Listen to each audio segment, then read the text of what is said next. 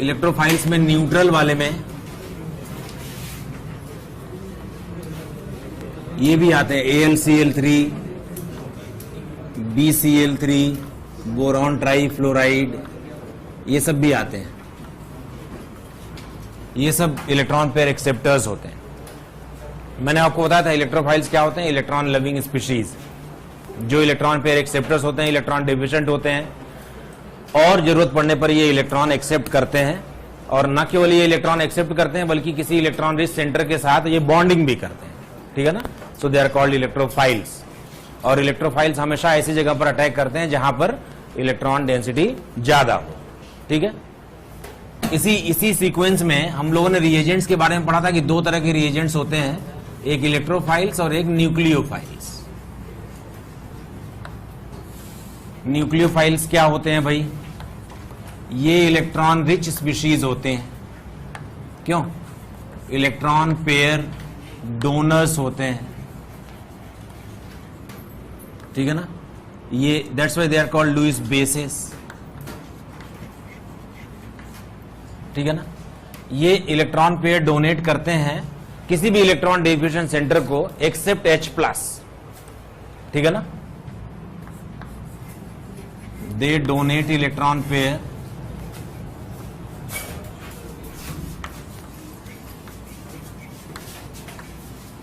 To an electron deficient centre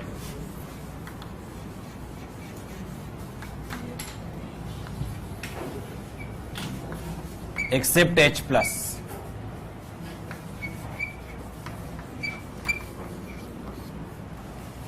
अगर किसी species ने H+ को इलेक्ट्रॉन डोनेट कर दिया तो उसे बेस बोलते हैं, और H+ से अलग उसने किसी दूसरे इलेक्ट्रॉन डेफिशिएंट सेंटर को इलेक्ट्रॉन पेयर डोनेट कर दिया, और न केवल इलेक्ट्रॉन पेयर डोनेट कर दिया बल्कि उसके साथ बॉन्डिंग भी कर ली, तो न्यूक्लियोफाइल कहलाता है।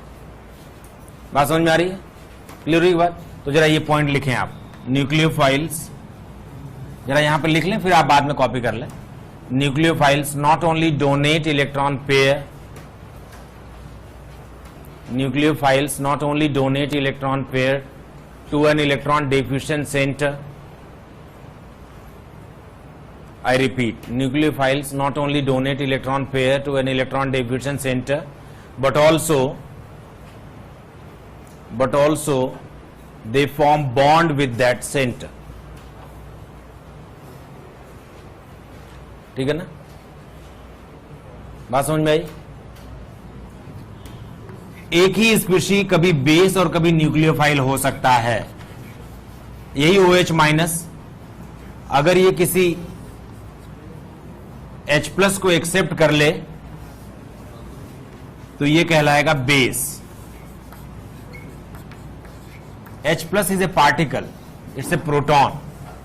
So OH- in this reaction is base because it is giving electron pair to H+. Rather it is accepting H+, which is proton. Same OH- if attacks on an electron deficient center, C+, carbon is electron deficient because it is attached with very electronegative element Cl-, Cl partially minus, and when this OH- attacks on this carbon which is partially positive, and not only it attacks but also it forms bond with that partially positive carbon, then this OH- is a nucleophile. बात समझ में आ रही है? यहां पर ये एक nucleophile है। मैं क्या बोलना चाहता हूं कि एक ही स्पीशी कभी बेस और कभी न्यूक्लियोफाइल हो सकता है। अगर किसी भी निगेटिवली चार्ज या इलेक्ट्रॉन रिच स्पीशीज ने H+ को अटैक किया तो बेस, और उसी निगेटिवली चार्ज या इलेक्ट्रॉन रिच स्पीशीज ने अगर किसी इलेक्ट्रॉन डेफिशिएंट सेंटर को अटैक किया और उसके साथ बॉन्ड बनाया तो वो nucleophile. All the nucleophiles may be bases, but all the bases are not nucleophiles. बात समझ में आ गई? जो H+ को एक्सेप्ट कर ले वो बेस, और जो H+ से अलग किसी इलेक्ट्रॉन डिफिशन सेंटर को इलेक्ट्रॉन पेयर देकर उसके साथ बॉन्ड बना ले वो nucleophile. It is very dangerous to deal with nucleophile because nucleophiles are strong and weak because of different reasons. तो जरा सा ध्यान से पढ़ेंगे आप कौन सा न्यूक्लियोफाइल स्ट्रॉन्ग है, कौन सा वीक है, और कौन सा न्यूक्लियोफाइल स्ट्रॉन्ग है, कौन सा वीक है, इसका पता होना जरूरी है, क्योंकि हमें जब ये पता लगाना होता है कि ये रिएक्शन SN1 से जाएगी या SN2 से जाएगी तो हमको मालूम होना चाहिए, हम आगे पढ़ने वाले हैं कि वीक न्यूक्लियोफाइल SN1 को फेवर करते हैं और स्ट्रॉन्ग न्यूक्लियोफाइल SN2 को फेवर करते हैं। तो जब तक आप न्यूक्लियोफाइल की पहचान ठीक से नहीं कर पाएंगे तब तक फिर वो प्रॉब्लम रहेगी कि रिएक्शन में हम कौन सा रूट लें। बात समझ आई? इसलिए इसको बहुत ध्यान से पढ़ना और ठीक से समझना आवश्यक। ऑर्गेनिक केमिस्ट्री में अगर बात करें, for organic chemistry nucleophiles are C plus और C partial plus seeking species. C plus और C पार्शियल प्लस कोई भी इलेक्ट्रॉन डिफ्यूजन सेंटर के साथ अगर अटैक करके बॉन्ड बना ले तो उसे हम न्यूक्लियोफाइल बोलते हैं। लेकिन ऑर्गेनिक केमिस्ट्री में हमेशा C प्लस या C पार्शियल प्लस ही इलेक्ट्रॉन डिफ्यूजन सेंटर होगा हमारे लिए, ठीक है ना। तो ये इलेक्ट्रोफाइल की डेफिनेशन नहीं है, लेकिन ऑर्गेनिक के केस में हम ऐसे बोल सकते हैं कि electrophiles are C plus nucleophiles are C plus और C partial plus seeking species. बात समझ में? लेकिन ये ऑर्गेनिक के कंटेक्स्ट में ही ये बात कही जा सकती है, ये वैसे जनरलाइज्ड डेफिनेशन नहीं होगी। जनरलाइज्ड डेफिनेशन तो यही है कि जो इलेक्ट्रॉन पेयर एक्सेप्ट करे, ठीक है ना। तो ये कैसे होते हैं भाई? ये कैसे हो सकते हैं? ये इलेक्ट्रॉन रिच होंगे या फिर निगेटिवली चार्ज ही हो जाएंगे। सभी निगेटिवली चार्ज हो या इलेक्ट्रॉन रिच हो तो वो न्यूक्लियोफाइल होते हैं, ठीक है ना। न्यूक्लियोफिलिसिटी के बारे में बात कर लेते हैं। न्यूक्लियोफिलिसिटी का मतलब होता है न्यूक्लियोफाइल की अटैकिंग स्पीड। न्यूक्लियोफिलिसिटी को भी हम लोग ऐसे NU माइनस से ही शो करेंगे। This is the attacking speed. Nucleophile kinetically controlled thing है। काइनेटिकली कंट्रोल मतलब कितनी स्पीड से अटैक करेगा उसके हिसाब से स्ट्रॉन्ग या वीक न्यूक्लियोफाइल डिसाइड होता है। जबकि बेसिसिटी जो है वो थर्मोडायनेमिकली कंट्रोल्ड है, उसे तो एक्सेप्ट करना है प्रोटॉन को, तो कितनी फास्ट प्रोटॉन को एक्सेप्ट कर लेगा और स्थायी होकर बैठ जाएगा, इसको हम बोलते हैं बेसिसिटी। और तो स्ट्रॉन्ग बेस कौन सा होगा? जो एक H+ को एक्सेप्ट करके स्टेबल हो जाए। बात समझ में आ रही है? और स्ट्रॉन्ग न्यूक्लियोफाइल कौन होगा? जो ज्यादा फास्ट अटैक कर ले। तो ये काइनेटिक मामला है, वो थर्मोडायनेमिक मामला है। बात समझ में आ गई? दोनों ही इलेक्ट्रॉन पेयर डोनेशन की बात है। बेसिसिटी हो या न्यूक्लियोफिलिसिटी हो, दोनों ही केसेस, दोनों ही प्रॉपर्टीज इलेक्ट्रॉन पेयर डोनेशन का फिनोमेनॉन है। लेकिन वहां पर क्या है, वो H+ को एक्सेप्ट करने के बाद एक कैटायन बनाएगा और उस कैटायन की स्टेबिलिटी के हिसाब से बेस स्ट्रांग है या वीक है ये डिसाइड किया जाएगा। अगर वो कैटायन ज्यादा स्टेबल होगा इसका मतलब बेस स्ट्रांग है H+ के एक्सेप्ट करने के बाद। बात समझ में आ गई? जबकि न्यूक्लियोफिलिसिटी क्या है? न्यूक्लियोफिलिसिटी एक काइनेटिक फिनोमेनॉन है। न्यूक्लियोफाइल ने वहां अटैक करना है इलेक्ट्रॉन डिफ्यूजन सेंटर के ऊपर, तो जितना फास्ट वो अटैक कर लेगा उतना ही स्ट्रॉन्ग न्यूक्लियोफाइल कहलाएगा। समझ नहीं पा रहे हो यार? ठीक है ना। तो दोनों ही इलेक्ट्रॉन डोनेशन का केस है, दोनों में इलेक्ट्रॉन पेयर डोनेट होना है, एक में H+ को और एक में किसी इलेक्ट्रॉन डिफ्यूजन सेंटर को। और न्यूक्लियोफाइल ना केवल इलेक्ट्रॉन पेयर डोनेट करता है किसी इलेक्ट्रॉन डिफ्यूजन सेंटर को, बल्कि उसके साथ बॉन्ड भी बनाता है। तो ये अब इसमें स्टेरिक प्रॉब्लम्स का भी है। मान लो न्यूक्लियोफाइल बहुत बल्की है, बॉन्ड बनाते समय उसे तकलीफ आएगी।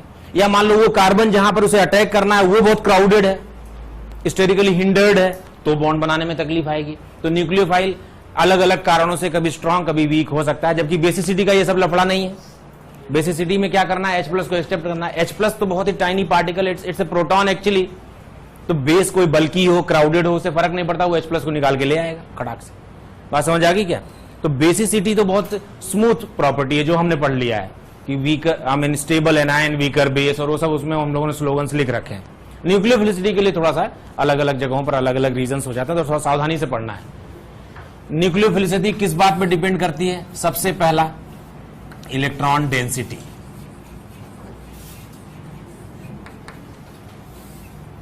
ज्यादा इलेक्ट्रॉन डेंसिटी होगी, if electron density is more, nucleophilicity is of course more. क्यों? न्यूक्लियोफिलिसिटी विल बी मोर।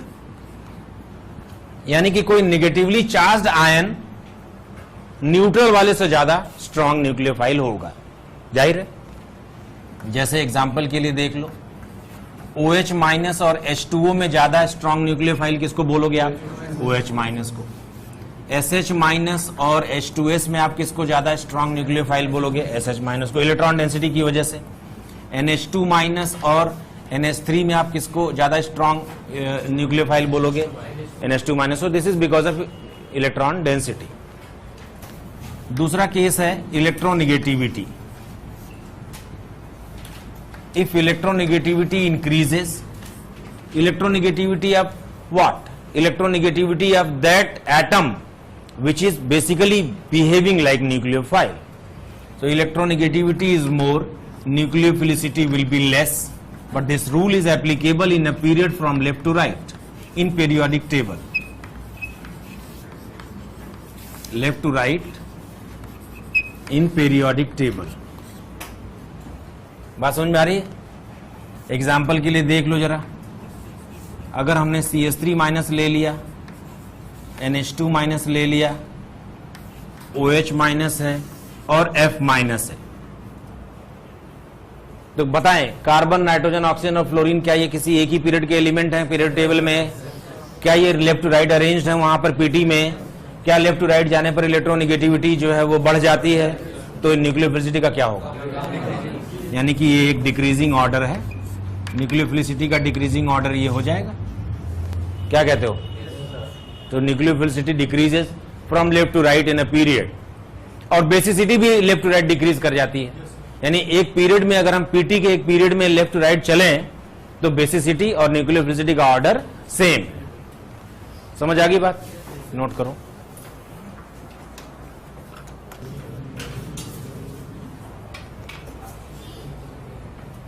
अगर साइज ज्यादा हो, इफ साइज इज मोर, यहां मैं थोड़ी ज्यादा जगह छोड़ रहा हूं, ठीक है ना, यहां मैं ज्यादा जगह छोड़ रहा हूं और फिर मैं लिख रहा हूं कि nucleophilicity will increase and this rule is applicable in a group from top to bottom in periodic table.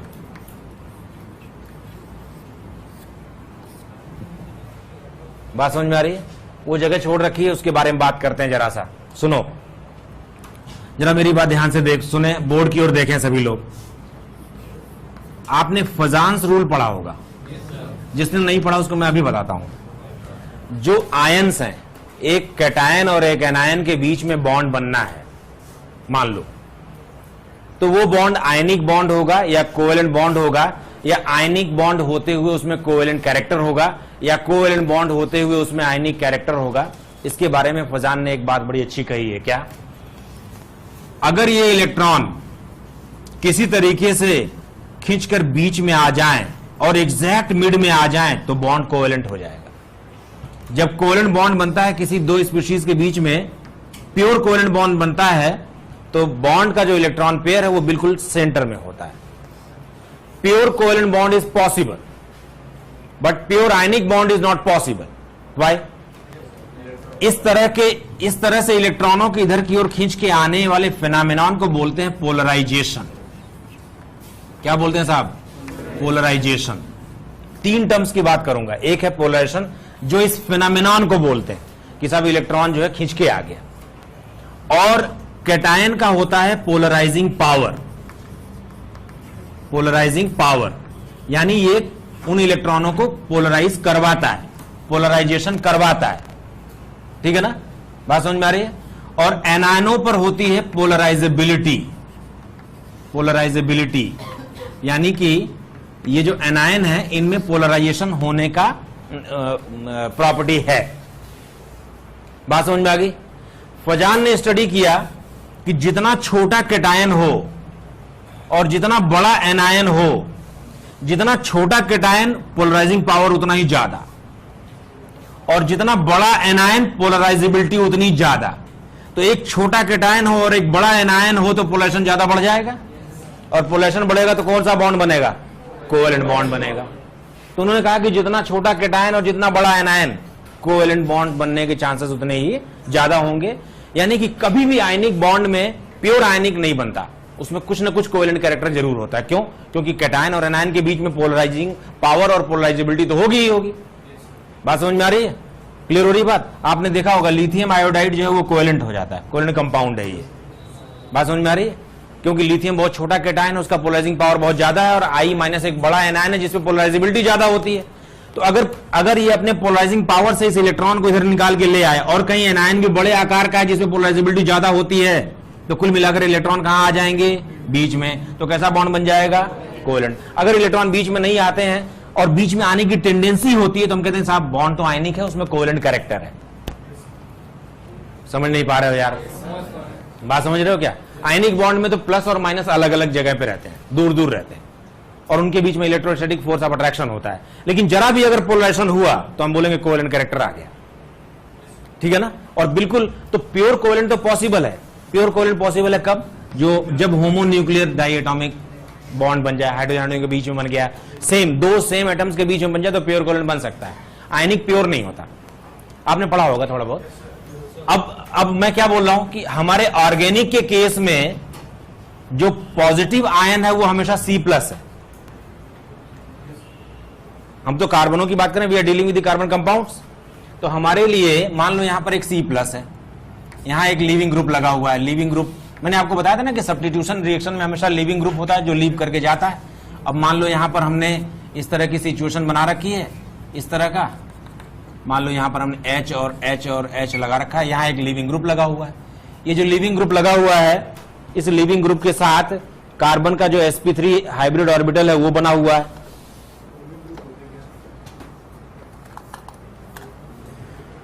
ठीक है ना? जब रिएक्शन होती है, सब्स्टिट्यूशन रिएक्शन होती है, तो एक रिएजेंट इस कार्बन पर अटैक करता है और इस कार्बन पर पहले से ही प्रेजेंट एक ग्रुप को निकल के जाना पड़ता है। जो निकल के जाने की टेंडेंसी रखता है उसको लिविंग ग्रुप बोलते हैं, और जो अटैक कर रहा होता है उसको न्यूक्लियोफाइल बोल रहे हैं। इस केस में न्यूक्लियोफाइल्स क्या होते हैं? जो इलेक्ट्रॉन डेफिशिएंट कार्बन पर अटैक करने वाले। ऑर्गेनिक केमिस्ट्री के रिस्पेक्ट में अगर बात करें तो वैसे किसी भी इलेक्ट्रॉन डेफिशिएंट सेंटर पर अटैक करके उसके साथ बॉन्ड बना ले जो H+ ना हो तो उसे हम न्यूक्लियोफाइल बोलते हैं। बात समझ में आई? लेकिन ऑर्गेनिक के केस में न्यूक्लियोफाइल हमेशा किस पर अटैक कर रहा है बेटा? इलेक्ट्रॉन डेफिशिएंट कार्बन के ऊपर। अब ये इलेक्ट्रॉन डेफिशिएंट कार्बन है और ये मान लो हैलोजन है, ये इलेक्ट्रॉन रिच है, तो ये ज्यादा इलेक्ट्रॉन नेगेटिविटी, पार्शियली नेगेटिव है, ये पार्शियली पॉजिटिव है, तो न्यूक्लियोफाइल इसी पर अटैक करेगा। और ये कार्बन sp3 था, तो sp3 के साथ इसका कैसा बॉन्ड बनेगा बताओ? ऐसा बॉन्ड बन जाएगा, sp3 हाइब्रिड बॉन्ड बना हुआ है, और ये जो लिविंग ग्रुप है वो यहां से मान लो कनेक्टेड है। इसी तरीके से हमारा न्यूक्लियोफाइल जो है वो अब इसी कार्बन के ऊपर बॉन्ड बनाने के चक्कर में पड़ा हुआ है। तो ये क्या करता है? ये इसी पर पोलराइजेशन करवाता है। कैसे? ये जो C+ है ना, ये C+ है, ये यहां से इलेक्ट्रॉनों को पोलराइज करवा के इधर ले आता है। तभी तो और उसी sp3 हाइब्रिड ऑर्बिटल के बैक लोब पर ही आने की कोशिश करता है। समझ में आ रही बात? इस कार्बन के किसी ऑर्बिटल पर ही तो बॉन्ड बनाने की जुगाड़ में रहेगा ये, और उसके लिए अपना इलेक्ट्रॉन वहां भेज रहा है। इस इलेक्ट्रॉन के बीच में आने की जो फिनोमेनन है उसको पोलराइजेशन बोलते हैं। पोलराइजेशन कैसे होगा? इसका पोलराइजिंग पावर और इसकी पोलराइजेबिलिटी। तो पोलराइजिंग पावर तो हमेशा सेम है, क्योंकि हमेशा ही हमारा कार्बन क्या है? हमारा जो कैटायन है क्या है? कार्बन है। अब मुझे एक बात बताओ, किस बात पर डिपेंड करेगा पोलराइजेशन? किसकी साइज? न्यूक्लियोफाइल की। क्या अगर साइज बड़ी हो तो पोलराइजेशन ज्यादा होगा? अगर पोलराइजेशन ज्यादा होगा तो कोवेलेंट बॉन्ड बनाने के चांस भी बढ़ जाएंगे, इसका मतलब न्यूक्लियोफिलिसिटी बढ़ जाएगी, जबकि बेसिसिटी कम हो रही है। तो एक ग्रुप में अगर हम ऊपर से नीचे आए तो पोलराइजेशन बढ़ जाता है, और पोलराइजेशन के बढ़ने की वजह से न्यूक्लियोफिलिसिटी बढ़ जाती है, जबकि ग्रुप में टॉप टू बॉटम आने पर साइज बढ़ने की वजह से बेसिसिटी घट जाती है। क्योंकि बेसिसिटी क्या है? थर्मोडायनेमिक फंडा है, स्टेबिलिटी का फंडा है, और न्यूक्लियोफिलिसिटी क्या है? अटैकिंग पावर का फंडा है। समझ नहीं पा रहे हो यार? क्लियर हो रही है बात? न्यूक्लियोफाइल का साइज बड़ा होगा तो पोलराइजेबिलिटी बढ़ जाएगी, तो कोवेलेंट बॉन्ड बनाने की टेंडेंसी बढ़ जाएगी, और कार्बन के साथ हमेशा ही किसी भी रिएजेंट को कोवेलेंट बॉन्ड ही बनाना पड़ेगा। बात समझ में आ गई? तो लिखो जरा।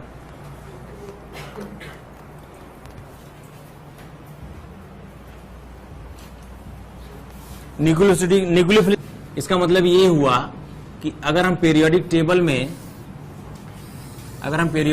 में लेफ्ट टू राइट चलें तो न्यूक्लियोफिलिसिटी कम होती है और बेसिसिटी भी कम होती है। क्यों बेटा? बात समझ में आ रही है?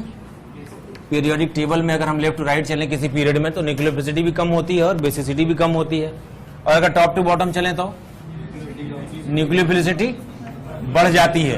क्यों बढ़ जाती है बोलो? साइज बढ़ने से क्या होता है? पोलराइजेशन बढ़ जाएगा तो न्यूक्लियो, जबकि बेसिसिटी का क्या होता है? बेसिसिटी डिक्रीज हो जाती है। बात समझ में आ गई? तो ध्यान रखना इस बात का, एक पीरियड में लेफ्ट टू राइट अगर अरेंज हो स्पीशीज तो न्यूक्लियोफिलिसिटी कम होती है, बेसिसिटी कम होती है, और ये बेसिसिटी को फॉलो करता है। एक ग्रुप में ऊपर से नीचे अरेंज्ड हो तो बेसिसिटी हालांकि कम होती है लेकिन न्यूक्लियोफिलिसिटी बढ़ जाती है। ठीक है? और एक और केस ले लेते हैं। in case of same donor atoms,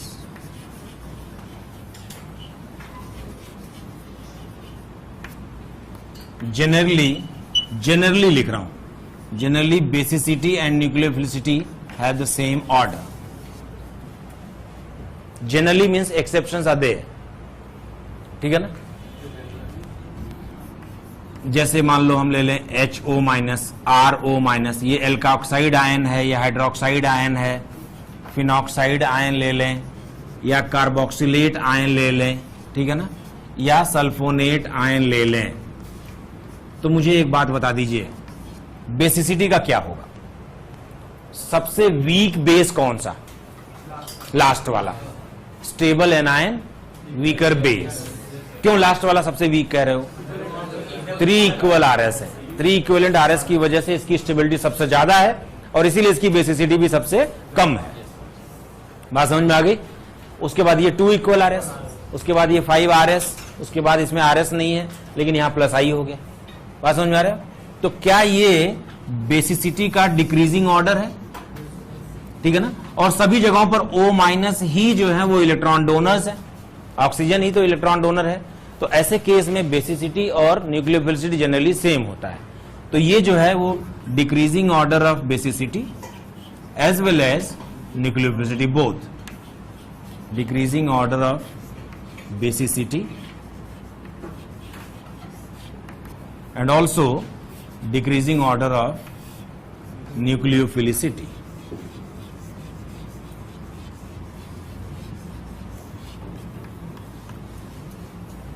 ठीक है, बात समझ आ गई? लेकिन इसके एक्सेप्शन भी हैं, ठीक है ना. इसी का एक्सेप्शन है, इसी का एक्सेप्शन है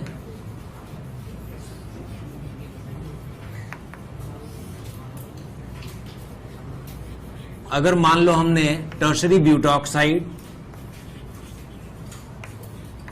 और इथॉक्साइड ले लिया. अगर मान लो हमने टर्शरी ब्यूटॉक्साइड और इथॉक्साइड ले लिया, इसको टर्शरी ब्यूटॉक्साइड ऐसे सिंबॉलिकली ऐसे बोल देते हैं और इसको इथॉक्साइड बोल देते हैं. Let it be first and it is second. जहां तक बेसिसिटी का सवाल है, first is stronger base than second. Why? Because of more plus I and more electron density. But when nucleophilicity is considered, then second is stronger nucleophile. Why?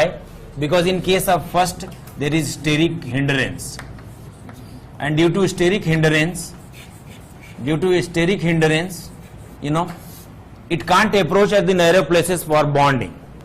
Nucleophiles not only donate electron pair to an electron deficient center, but also they form bond with that electron deficient center, and this nucleophile itself is very bulky, so it's very difficult for it to approach the narrow places and make bond. And that's the reason when nucleophilicity is concerned, second is more stronger nucleophile as compared to first. क्या मैं अपनी बात ठीक से बोल पा रहा हूं? समझ में आ रही बात? जबकि बेसिसिटी इसकी ज्यादा थी. अभी हमने पढ़ा कि सेम डोनर एटम होने पर बेसिसिटी और न्यूक्लियोफिलिसिटी का ऑर्डर सेम होता है, लेकिन उसके कुछ एक्सेप्शन भी है. मैं आपको बता रहा हूं कि न्यूक्लियोफाइल्स को पढ़ना और उनको ध्यान में रखना बहुत डेंजरस है, मतलब बहुत डिफिकल्ट है, क्योंकि न्यूक्लियोफाइल अलग अलग रीजन से कभी स्ट्रांग और कभी वीक हो जाता है. आप देखो, एक जनरेशन हमने बनाया, उसका एक एक्सेप्शन आ गया. एक और एक्सेप्शन, ऐसी बात नहीं है, एक और है. अगर हम ये वाला ले लें, ये है 2,6 di tertiary butyl pyridine, right, और ये है पिरिडीन खुद. बताओ, अगर हम बेसिसिटी की बात करेंगे तो कौन स्ट्रॉन्गर बेस होगा बेटे? फर्स्ट. और अगर न्यूक्लियोफिलिसिटी की बात करेंगे तो कौन? सेकंड ज्यादा होगा. फर्स्ट वीक क्यों हो गया? Steric hindrance.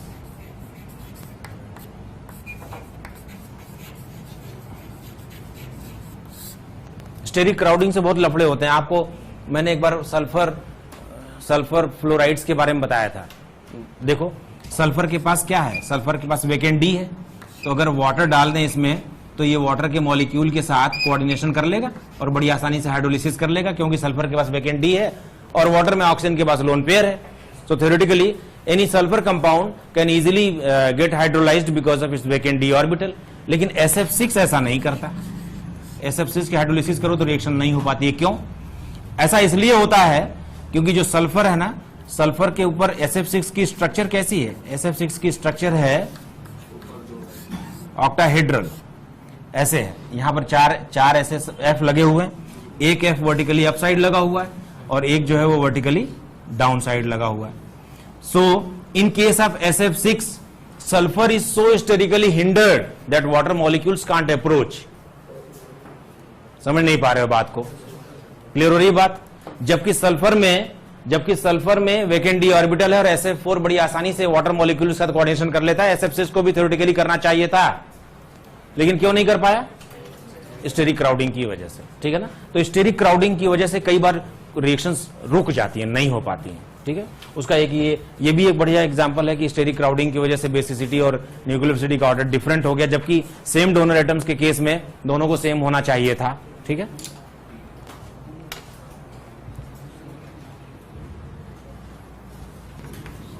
अगर हम F minus, Cl minus, Br minus और I माइनस ले लें तो बताओ ऊपर से नीचे क्या होगा? न्यूक्लियोफिलिसिटी बढ़ जाएगी, जबकि बेसिसिटी कम हो जाती है। न्यूक्लियोफिलिसिटी क्यों बढ़ी है? साइज बढ़ने की वजह से, और वही रीजन है बेसिसिटी के घटने का भी। क्लियर होगी बात? समझ में आ रही है बात? तो मुझे एक बात बताओ, SH माइनस और OH माइनस में कौन ज्यादा स्ट्रॉन्ग न्यूक्लियोफाइल है? SH minus is stronger nucleophile due to size. क्यों? ठीक है ना? कर दोगे अभी तो दिक्कत नहीं आएगी। अलग अलग वजहों से न्यूक्लियोफाइल स्ट्रांग और वीक हो जाते हैं, लेकिन सारे निगेटिवली चार्ज न्यूक्लियोफाइल्स जो हैं वो स्ट्रांग, सारे निगेटिवली चार्ज न्यूक्लियोफाइल स्ट्रांग है। और न्यूट्रल में भी अमोनिया, एमाइन, फॉस्फीन, मतलब ग्रुप 15 वाले जितने भी कंपाउंड्स हैं वो सब स्ट्रांग। सभी negatively charge nucleophile strong nucleophiles हैं। न्यूट्रल में भी अमोनिया, एमाइन, फॉस्फीन और फास्फोरस के कंपाउंड स्ट्रांग हैं। वीक जो है वो कुछ ही न्यूट्रल कंपाउंड्स हैं, जैसे कि न्यूट्रल स्पीशीज हैं, जैसे कि H2O, एल्कोहल, मिथेनॉल, इथेनॉल, जो न्यूट्रल है वही जो है वो वीक न्यूक्लियोफाइल कहलाता है। ठीक है, बाकी सारे निगेटिवली चार्ज स्ट्रांग है। न्यूट्रल में भी अमोनिया, नाइट्रोजन वाले सारे कंपाउंड, फास्फोरस वाले सारे कंपाउंड, ये सब स्ट्रांग न्यूक्लियोफाइल्स होते हैं। बल्कि हम अगर ऊपर से नीचे आए तो न्यूक्लियोफिलिसिटी बढ़ जाएगी। बताओ अमोनिया और फॉस्फीन में कौन ज्यादा स्ट्रांग न्यूक्लियोफाइल है? फॉस्फीन ज्यादा स्ट्रांग न्यूक्लियोफाइल है। रीजन बोलो? साइज। ठीक है ना? क्लियर हो रही है बात? लेकिन अब एक प्रॉब्लम है। अगर मान लीजिए हमने ये कहा कि न्यूक्लियोफिलिसिटी जो है वो एक पीरियोडिक टेबल में एक पीरियड में लेफ्ट टू राइट चलें तो घट जाती है, और एक ग्रुप में टॉप टू बॉटम आए तो बढ़ जाती है। सेम डोनर एटम होने पर न्यूक्लियोफिलिसिटी का ऑर्डर जनरली वही होता है जो बेसिसिटी का ऑर्डर होता है। और इस तरह का कोई रिलेशन बन जाए तब तो हम बता सकते हैं। अगर मान लो न्यूक्लियोफाइल्स का कोई रिलेशन ही ना बन रहा हो, दो ऐसे एग्जांपल्स ले लिए जाएं, जैसे कि मान लो हम बोल दें कि भाई I माइनस ज्यादा स्ट्रांग है या एजाइड माइनस। अब बड़ी मुश्किल है, ये ग्रुप में नीचे की ओर बढ़ना चाहिए, ये इसकी इलेक्ट्रोनिगेटिविटी ज्यादा है, ये बढ़ना चाहिए। ठीक है ना? और ना ही ये एक पीरियड के एलिमेंट है, ना ही ये एक ग्रुप के एलिमेंट्स हैं जिनके बारे में कोई रिलेशन बनाया जा सके। या कोई ऐसा ही रैंडम कंपैरिजन ले लिया जाए कि भाई SH माइनस ज्यादा स्ट्रांग है या CN माइनस ज्यादा स्ट्रांग है। कार्बन का निगेटिव बहुत स्ट्रांग न्यूक्लियोफाइल होता है, और सल्फर जो है वो बड़े आकार का है, नीचे की ओर है, तो उसकी भी न्यूक्लियोफिलिसिटी बढ़नी चाहिए। ठीक है ना? तो इस तरह के क्वेश्चंस को सॉल्व करने के लिए हमारे पास एक्सपेरिमेंटल ऑर्डर के अलावा कोई तरीका नहीं है। तो हम एक एक्सपेरिमेंटल ऑर्डर लिख लेते हैं फॉर न्यूक्लियोफिलिसिटी। ठीक है ना? ये एक्सपेरिमेंटल ऑर्डर है सल्फाइड माइनस, ठीक है ना, cyanide minus,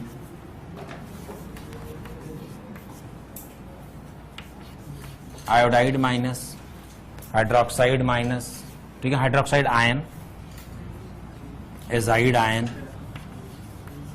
bromide ion, phenoxide ion.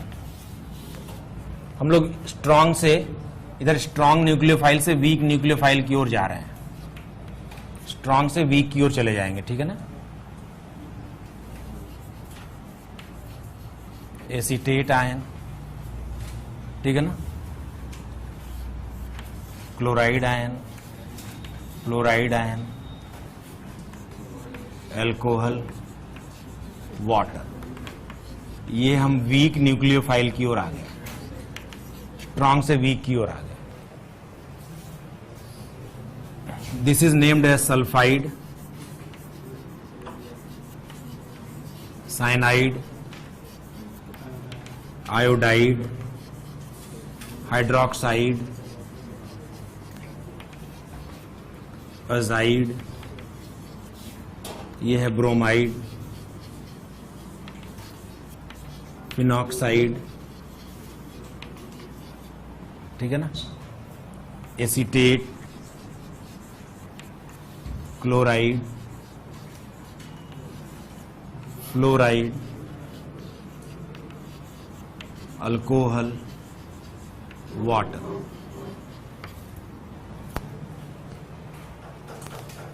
इसको याद रखने के लिए एक कहानी बनाता हूं मैं कई बार बच्चों को, ताकि याद रहे। तो आप अगर आप हंसे ना और अन्यथा ना लें तो मैं ये लिख दूं कहानी यहां पर। सफलता की सनक, ठीक है ना, हॉलैंड, इंडिया और इंडिया आयोडाइड के लिए, इंडिया और हॉलैंड की आजादी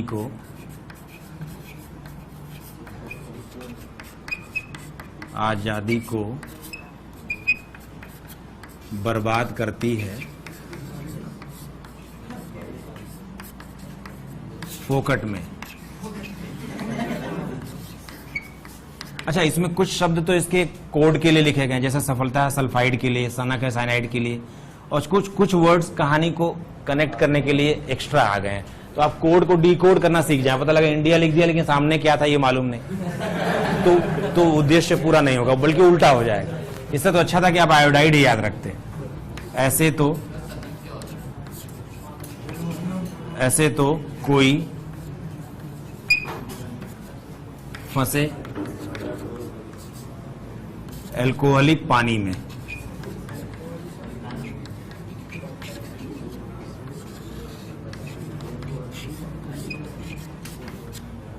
ठीक है ना।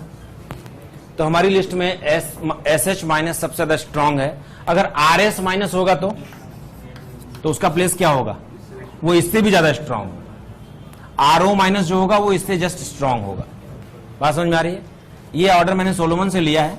ये जो है ना, इसको लेकर थोड़ा विवाद है, कहीं कहीं इसको ज्यादा और इसको कम लिखा गया है अलग अलग बुक्स में। तो क्या ये रिएक्शन कंडीशंस पे भी डिपेंड करता है, सॉल्वेंट पे भी डिपेंड करता है। एक ही रिएक्शन में बार बार न्यूक्लियोफाइल बदल बदल के रिएक्शन की स्पीड चेक की गई होगी, ऐसे तो एक्सपेरिमेंट करते हैं। तो पता लगा कि जो रिएक्शन फास्ट कर रहा है वो ज्यादा स्ट्रांग न्यूक्लियोफाइल होगा, ठीक है ना। तो एक ही रिएक्शन कंडीशन में, तो जो दूसरे लोगों ने जो एक्सपेरिमेंटल कंडीशन में थोड़े बहुत चेंजेस किए होंगे, उसकी वजह से जो क्लोज है उनमें थोड़ा फर्क आ गया है एक आध जगह पे, तो थोड़ा सा डिस्प्यूट है। बट ये ऑर्डर ओवरऑल ऐसा ही आता है। तो जब कभी कोई सहारा ना हो, जब वो एक पीरियड के एलिमेंट ना हो, जब वो एक ग्रुप के एलिमेंट ना हो, जब वो सेम डोनर एटम ना हो, जितने भी रिलेशन अभी हमने पीछे बनाए उनमें से कुछ भी फिट ना बैठ रहा हो, तो फिर एक ही सहारा है कि आप इसी तरह सनक जाएं। ठीक है, सनक मतलब क्या बोले, जैसे शायद मैं आपको ये बता पाया कि किसी न्यूक्लियोफाइल को स्ट्रांग है या वीक है, इसको सटीक तौर पे पहचानना आवश्यक है, क्योंकि हमें ये बताना होता है कि ये न्यूक्लियोफाइल SN1 करवाएगा या SN2 करवाएगा। तो हम लोगों ने तरह तरह से उपाय किए। हमने देखा कि बेसिसिटी से रिलेट करके देख लें। पीरियोडिक टेबल में एक पीरियड में लेफ्ट टू राइट वो बेसिसिटी को फॉलो करता है, ग्रुप में टॉप टू बॉटम वो अपोज कर देता है। फिर हमने देखा कि साइज बड़ी होती है, छोटी होती है, सेम डोनर एटम वगैरह वगैरह, और अल्टीमेटली हमने एक एक्सपेरिमेंटल ऑर्डर भी बना लिया कि साहब इसी से कर लेंगे जब कोई उपाय नहीं होगा तो। उसके अलावा मैंने न्यूक्लियोफाइल के लिए 3 कैटेगरीज बना दी है। ये लिटरेचर का नहीं है, हम लोगों ने अपनी व्यवस्था बनाई है अपनी सुविधा के लिए, लेकिन लिटरेचर में से ढूंढ के ही बनाया, मतलब ये कोई ऐसे पर्सनल कोई डिस्कवरी नहीं है। मैं बताना चाहता हूं कि जो हमारा न्यूक्लियोफाइल है, प्रॉब्लम क्या है। प्रॉब्लम ये है कि एक सैचुरेटेड कार्बन है, इस पर एक लिविंग ग्रुप लगा हुआ जो हैलोजन हो सकता है, जो X हो सकता है, OH हो सकता है, OR हो सकता है। हम लोग एल्काइल हैलाइड, एल्कोहल और ईथर तीनों चैप्टर एक साथ पढ़ रहे हैं। और पड़ोस में एक कार्बन है जिसके पास एक हाइड्रोजन भी है। हमारे पास एक रिएजेंट है और एक सॉल्वेंट है। जो रिएजेंट है वो न्यूक्लियोफाइल भी है और उसमें बेसिक कैरेक्टर भी है। ये जो रिएजेंट है ये न्यूक्लियोफाइल की तरह इलेक्ट्रॉन डिफिशिएंट कार्बन पर अटैक करके उसके साथ बॉन्ड बना सकता है लिविंग ग्रुप को निकालकर, या फिर वो बेसिसिटी की वजह से H+ को भी निकाल कर लेके जा सकता है। एक ही रिएजेंट है, दोनों तरह के कैरेक्टर हैं। अगर उसने अपना न्यूक्लियोफिलिसिटी का कैरेक्टर को डोमिनेंट रखा तो हमें SN1 या SN2 रिएक्शन मिल जाएगी और ये इस पर अटैक कर लेगा और लिविंग ग्रुप को निकाल देगा। एट द सेम टाइम अगर उसका बेसिक कैरेक्टर डोमिनेंट हो गया तो वो पास वाले कार्बन से बीटा H को निकालकर और लिविंग ग्रुप को निकाल देगा।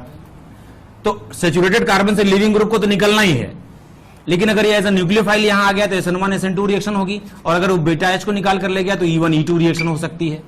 यानी सेम गिवन सिचुएशन में 4 रिएक्शंस पॉसिबल है। क्यों? SN1 SN2 E1 E2, और वही रिएजेंट है जो दोनों करवा सकता है, एलिमिनेशन भी करवा सकता है, सब्स्टिट्यूशन भी करवा सकता है। सॉल्वेंट है जरूर, सॉल्वेंट दो तरह के हो सकते हैं, PP सॉल्वेंट या फिर PA सॉल्वेंट। बात समझ में आ रही है? अगर PP सॉल्वेंट हुआ तो 1-1 वालों को फेवर कर जाएगा, PA सॉल्वेंट हुआ तो 2-2 वालों को फेवर कर जाएगा। तो सॉल्वेंट की उपस्थिति से भी हमें हिंट मिलेगा।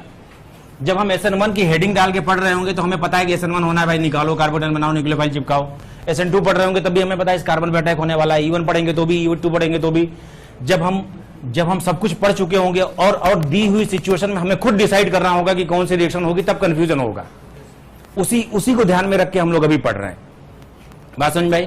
तो उसके हिसाब से मैं इसकी 3 कैटेगरी बना रहा हूं न्यूक्लियोफाइल्स की, मतलब रिएजेंट की 3 कैटेगरी बना रहा हूं। एक ऐसा रिएजेंट जो स्ट्रॉन्ग न्यूक्लियोफाइल है, strong nucleophile with weak basic character. अगर स्ट्रॉन्ग न्यूक्लियोफाइल है लेकिन बेसिक कैरेक्टर वीक है तो ये SN2 कर सकता है और इसका न्यूक्लियोफिलिसिटी ही डोमिनेंट होगा। ये कौन कौन से होंगे? सारे S-, ये वीक बेस है, स्ट्रॉन्ग न्यूक्लियोफाइल है।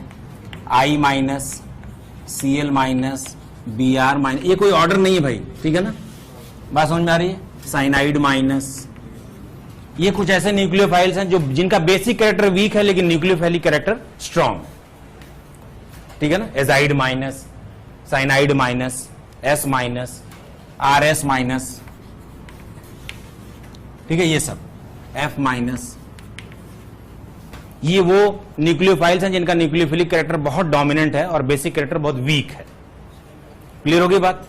तो जब ऐसा कोई न्यूक्लियोफाइल होगा जो स्ट्रॉन्ग तो है लेकिन उसका बेसिक कैरेक्टर डोमिनेंट नहीं है, तो SN रिएक्शन के चांसेस ज्यादा होंगे, SN के, सब्स्टिट्यूशन न्यूक्लियोफिलिक के। समझ आ गई बात? हम लोग उस सिचुएशन को इमेजिन कर रहे हैं कि आपको 4 रिएक्शन में से एक कौन सी हो रही है प्रीडोमिनेंटली, वो डिसाइड करना है, ठीक है? एक कैटेगरी और है रिएजेंट की, जब स्ट्रॉन्ग न्यूक्लियोफिलिक कैरेक्टर हो, strong nucleophile with strong basic character. ये सबसे ज्यादा कंफ्यूजिंग है। न्यूक्लियोफाइल भी स्ट्रॉन्ग है और बेस भी स्ट्रॉन्ग है। इसमें कौन कौन से आते हैं? सारे कार्बन आयंस, सारे R-, सभी R-, NH2- strong nucleophile, strong base. RO-, alkoxide बोलते हैं इसको, OH-, ये सब इसी में आते हैं, जिनका बेसिक कैरेक्टर भी ज्यादा है और एसिडिक और न्यूक्लियोफिलिक कैरेक्टर भी ज्यादा है। इस RO- में बहुत सारे हो जाएंगे। कौन कौन से बोलो? मिथॉक्साइड, इथॉक्साइड, क्यों, आइसोप्रोपॉक्साइड, टर्शरी ब्यूटॉक्साइड। तो दूसरे फैक्टर्स को ध्यान में रखकर डिसीजन लिया जाएगा। जैसे अगर ये कार्बन टर्शरी हो गया तो SN2 संभव नहीं है, तब E2 ही होगा। बात समझ में आ गई बात? स्ट्रॉन्ग वाले 2-2 को फेवर करते हैं, वीक वाले जो है वो 1-1 को फेवर करते हैं। तो अगर मान लो स्ट्रॉन्ग न्यूक्लियोफिलिक कैरेक्टर भी है और स्ट्रॉन्ग बेसिक कैरेक्टर भी है और ये कार्बन टर्शरी है, तो SN2 संभव नहीं है, क्योंकि टर्शरी में क्राउडिंग हो जाती है तो SN2 का प्रॉब्लम आता है, तो ऐसे में E2 ही हो जाएगी। अगर ये कार्बन मिथाइल है, एकमात्र कार्बन है, तो एलिमिनेशन संभव नहीं है, क्योंकि एलिमिनेशन में डबल बॉन्ड बनना है, जिसके लिए कम से कम कितने कार्बनों की आवश्यकता है? 2 कार्बनों की, तो उसमें SN2 ही केवल होगी। समझ में आई बात? तो बहुत सारे फैक्टर्स हैं जिससे हम डिसाइड करेंगे। सबसे प्राइमरी फैक्टर है इस कार्बन की डिग्री जिस पर लिविंग ग्रुप लगा हुआ है, ठीक है ना? अगर टर्शरी है SN2 नहीं हो सकती, अगर मिथाइल है SN1 नहीं हो सकती। बात समझ में आ गई? सारे रिएक्शन का ऑर्डर है 321 और SN2 का केवल अकेले है 123। ठीक है। तीसरी कैटेगरी है weak nucleophile with weak basic character. इसमें बस दो ही आते हैं प्रीडोमिनेंटली, अल्कोहल और वाटर। और अल्कोहल और वाटर में भी अल्कोहल ज्यादा स्ट्रॉन्ग न्यूक्लियोफाइल है, हम लोगों ने पहले भी मेंशन कर रखा है। बात समझ में आई? मतलब दोनों ही वीक न्यूक्लियोफाइल है, लेकिन उन वीक में भी कंपैरिजन करें तो वाटर ज्यादा वीक है। बात समझ में आई? क्लियर होगी बात? ये सारे स्ट्रॉन्ग है, लेकिन इनमें भी आपस में कंपैरिजन किया जा सकता है कि कौन ज्यादा स्ट्रॉन्ग है। उसका भी हम लोगों ने एक पीछे व्यवस्था बना रखी है। ठीक है, अभी बताता हूं, फिर से बताता हूं। लिखो PPS solvate both cations and anions। मैं क्या कहना चाहता हूं कि अगर मान लो हमने एक NaF ले लिया, ये एक कंपाउंड ले लिया और हम इसके F माइनस को एज ए न्यूक्लियोफाइल किसी रिएक्शन में यूज करने वाले हैं। ठीक है ना। और लेकिन सॉल्वेंट जो लिया है वो कोई PPS ले लिया। कोई एग्जांपल बताओ, H2O ले लें। H2O is the best example of PPS। अब देखो जरा, Na+ जैसे ही आएगा, H2O has both the ends, positive end negative. Although H2O is a covalent compound, but because of electronegativity difference it has a positive end as well as a negative end. तो जैसे ही Na+ यहां आएगा, H2O अपने negative and के द्वारा, जो कि oxygen है, उसके द्वारा इसको स्टेबिलाईज कर लेगा। इस प्रोसेस को बोलते हैं सॉल्वेशन, और वाटर के केस में हाइड्रेशन भी बोल देते हैं।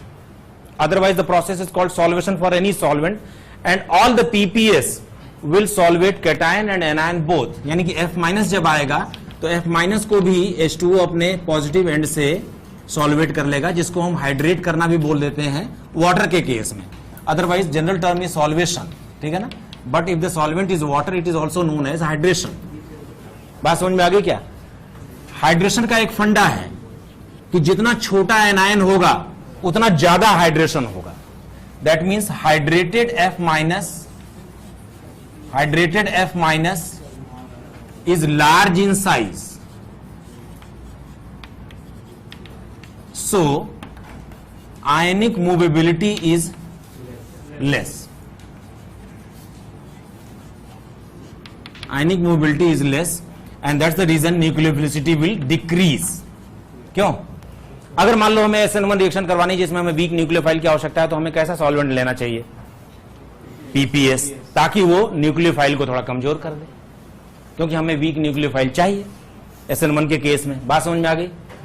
अगर मान लो तो इसका मतलब ये है कि PPS में NaI ले लें, अगर हम NaI ले लें और वाटर में करें तो ये Na+ को वैसे ही पकड़ लेगा, लेकिन I- का सॉल्यूशन वो ज्यादा नहीं कर पाएगा, क्योंकि सॉल्यूशन का एक फंडा है, हाइड्रेशन का एक फंडा है क्या? Less the anion, smaller the anion, more the hydration.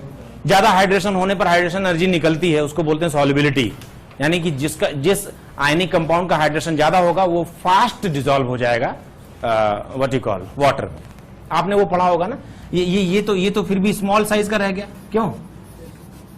Hydrated I- is comparatively small, जबकि I- खुद बहुत बड़ा है F- से, बट यहां पर थोड़ा स्मॉल रह गया, and that's why nucleophilicity is more. So in polar protic solvent, order of nucleophilicity is like this: I- more stronger, then Br-, then Cl-, then F-. This is what is the general order we already have learned. जब भी हम कभी nucleophilicity का order check कर रहे होते हैं तो जो सॉल्वेंट है वो वाटर है ऐसा माना जाएगा, जब तक कि सॉल्वेंट का स्पेशली कोई जिक्र न किया जाए। बात समझ में आ रही है? क्लियर होगी बात? और सॉल्युबिलिटी यानी डिसॉल्व करना, डिसोल्यूशन जो है वो वाटर में इसी बात पे डिपेंड करता है कि हाइड्रेशन किसका ज्यादा हो रहा है। आपने वो अल्कलाइन अर्थ मेटल वाला फंडा पढ़ा होगा शायद। देखो अल्कलाइन अर्थ मेटल के मेंबर्स का नाम बताओ। Beryllium, magnesium, calcium, strontium, barium और रेडियम। तो रेडियम में रेडियो एक्टिव है, छोड़ देते हैं उसको। अगर हम इसके फ्लोराइड्स ले लें या हाइड्रोक्साइड्स ले लें, ठीक है ना, अगर हम इसके फ्लोराइड्स या हाइड्रोक्साइड्स ले लें तो ग्रुप में नीचे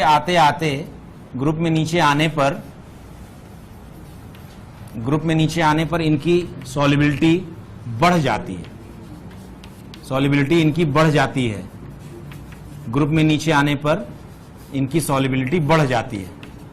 लेकिन अगर हम इसका ये इधर के ऊपर से नीचे आए तो सॉल्युबिलिटी बढ़ जाती है वाटर में, सॉल्युबिलिटी इंक्रीजेज इन वाटर।